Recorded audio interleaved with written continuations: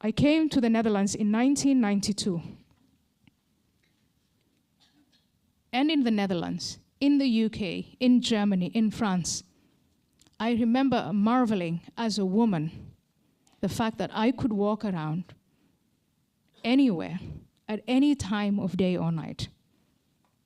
I invite you now to go to Europe, not as women perhaps, but as men, and you'll be stunned at how that has changed.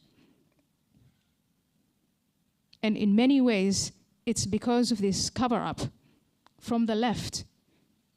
When people come from my culture and my background, and I'm very familiar with it, because as a woman in all of the other countries I had lived, I could not do that. And young men have been taught that they at any time can take women. And women have been taught to stay away from certain places without being escorted by male chaperones. And if whatever happens to them, it is their fault.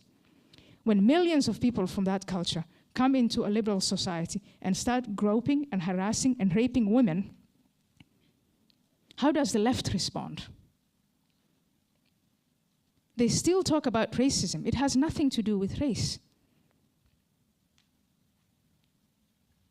It is what happens to the individuals within a collective. You can never, if you are a true liberal, you can never really stray away from individual rights. You cannot use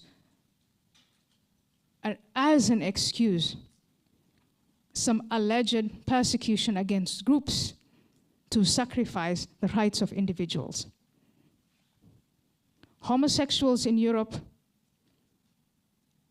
in the 1990s and in the 2000s were more free than they are now.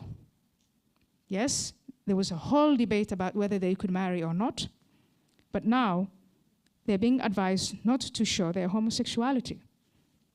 Anti-Semitism is back, and it's back with the Medina Muslims.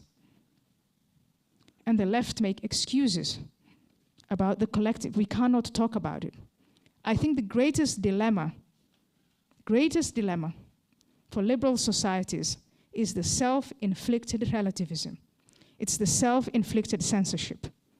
And if truly we want to deal with the challenges that the Medina Muslims present us with, the most important thing we have to do is to protect the freedom of speech. If we don't, we sacrifice, we give the platform of ideas to them. They either silence us by force or we self-silence, and then they win. And so we have two battles. One is to fight that self-censorship, this being pulled into this collective nonsense called political correctness. I never get it, really.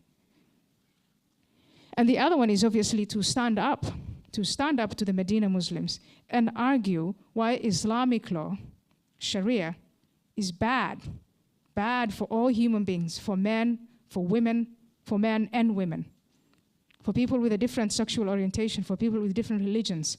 It is not, Islamic law is not about life on this earth. It is about what is going to happen after you die. And that is why I will never apologize for my statements that Islamic law is ultimately a cult of death.